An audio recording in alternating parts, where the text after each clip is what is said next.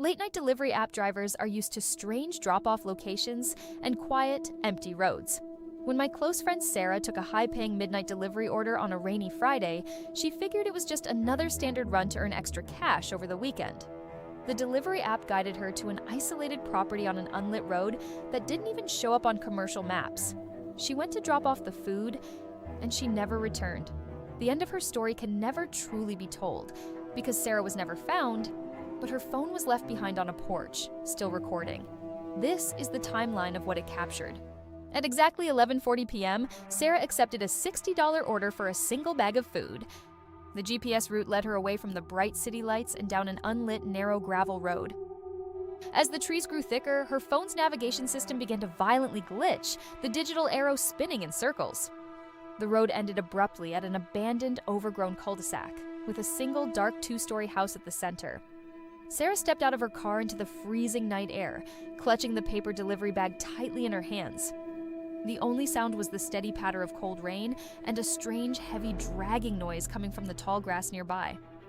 She walked up the creaking wooden steps of the front porch, noticing that the heavy front door was already standing slightly ajar. Suddenly, her phone vibrated with a direct message from the customer inside the app. It read, "Come inside. Leave it on the hallway table." Sarah hesitated, a deep feeling of primal dread screaming at her to turn around and run back to her vehicle.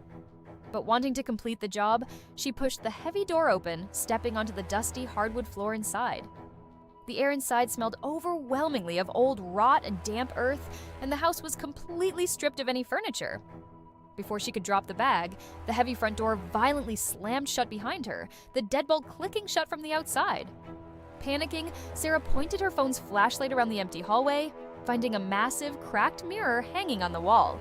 In the reflection of the glass, she saw a tall, distorted human silhouette standing directly behind her shoulder.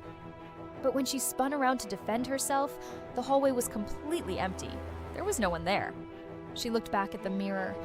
In the glass, the shadow was now holding her. The phone slipped from her hands, crashing to the floor.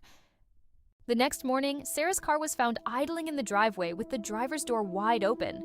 Her phone was discovered on the porch steps, but the house inside was completely empty, with no physical signs that anyone had been there for decades. Her delivery app account remains logged in, waiting for an order that never truly ended. Subscribe to Untold Retaliation for more real-life terrors. Look closer at your next delivery.